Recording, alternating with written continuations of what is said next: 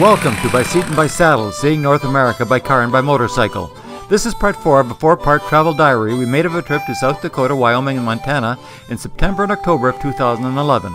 In part 1, we described who we are, how we travel, and the route we followed. If you think you might be interested in these details, just click on the link that connects you to part 1. Again, it's probably worth having a reminder of our route. We started in Port Huron, Michigan, and traveled south into Indiana, then west across Illinois, Iowa, and finally into South Dakota. We then continued west and explored Wyoming and even a bit of Montana. Our route home was further south and took us across Nebraska. A list of what we saw and did in all 4 parts of this trip was shown before and is shown here again as a refresher. At the end of part 3, we had just finished going through Yellowstone National Park.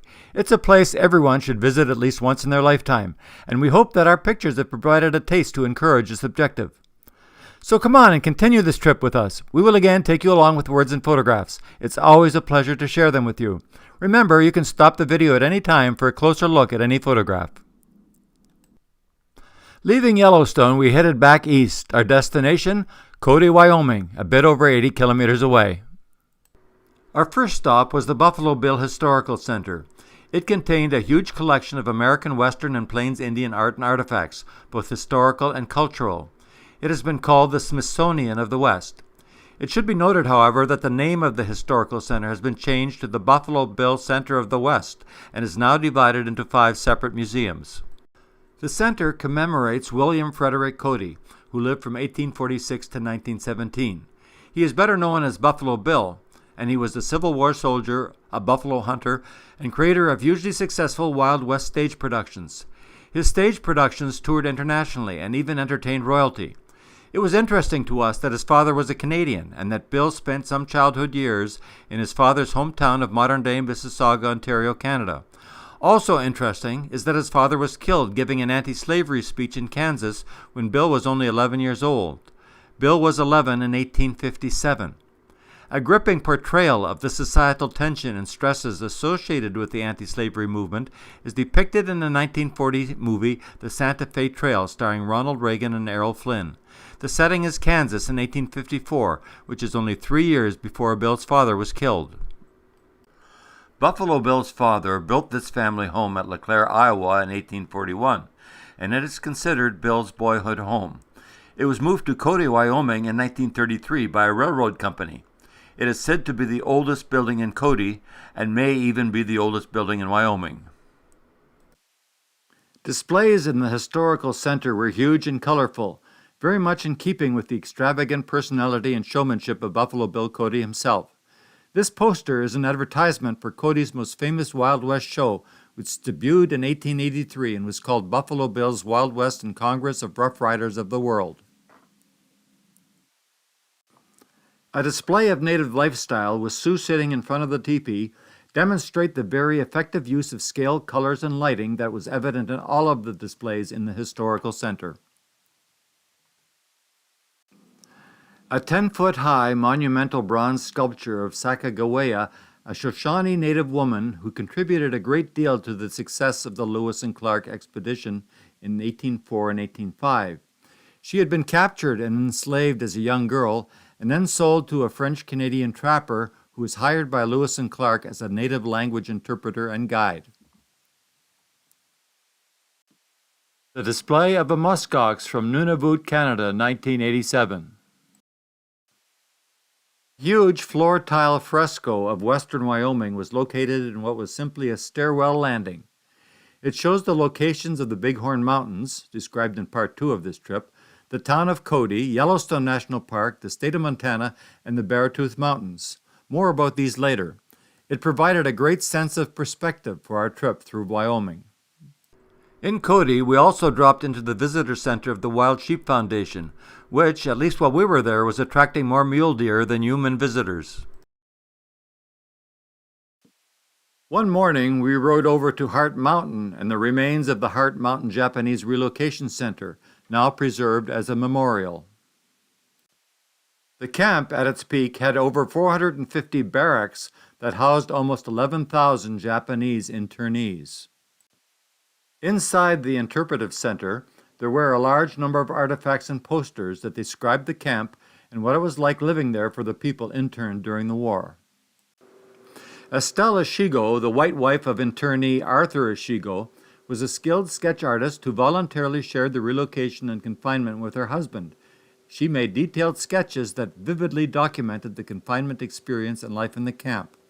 Her life story and a portion of her sketches have been saved for posterity in her book Lone Heart Mountain, as well as in a very moving documentary video called Days of Waiting by Stephen Okazaki. It is available online through Internet Archive at the link shown in the photo. If the link doesn't work, Google Days of Waiting and select the Internet Archive website version. Remaining structures outside on the grounds also served as poignant reminders to the past history of this facility.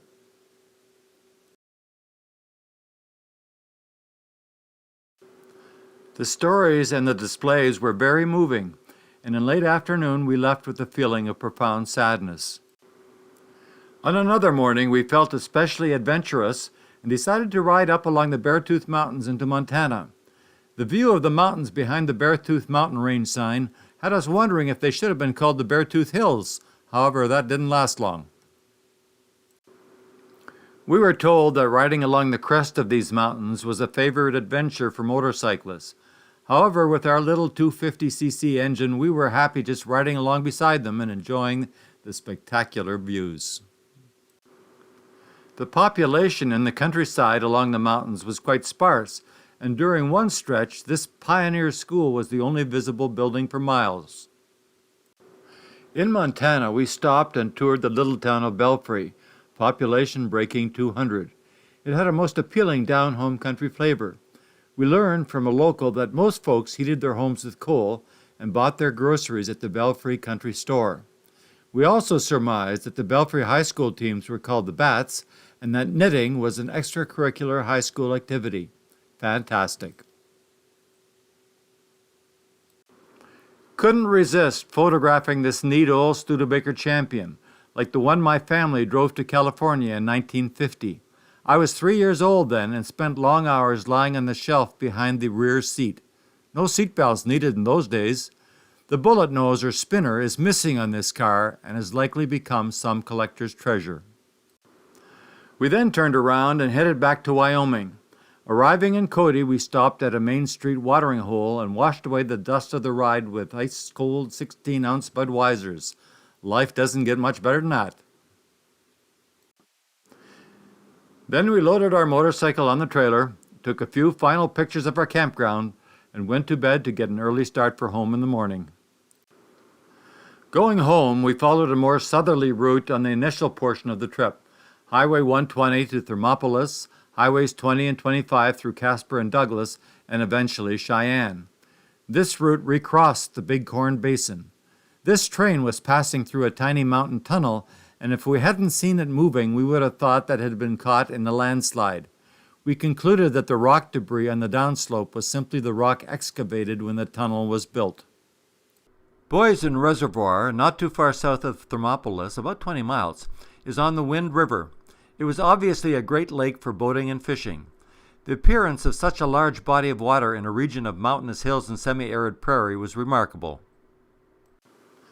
Continuing on towards Cheyenne, we crossed virtually endless high desert prairie teeming with pronghorn deer.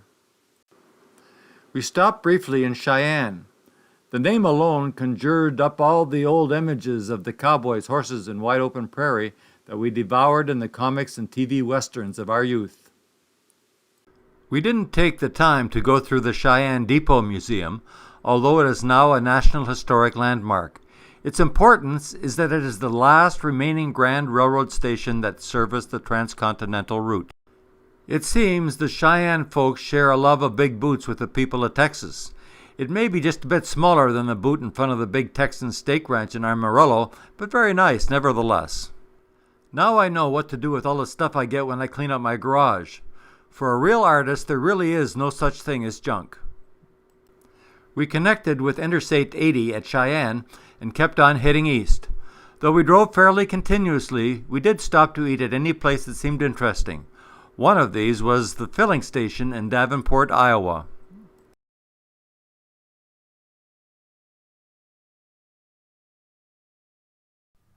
This is the end of part 4 and the conclusion of our trip. We got home to our cottage with 3 days of easy though fairly continuous driving. The entire trip was about 6,400 kilometers, not counting the miles on a motorcycle. We had had 13 days of great weather and an absolutely fabulous time.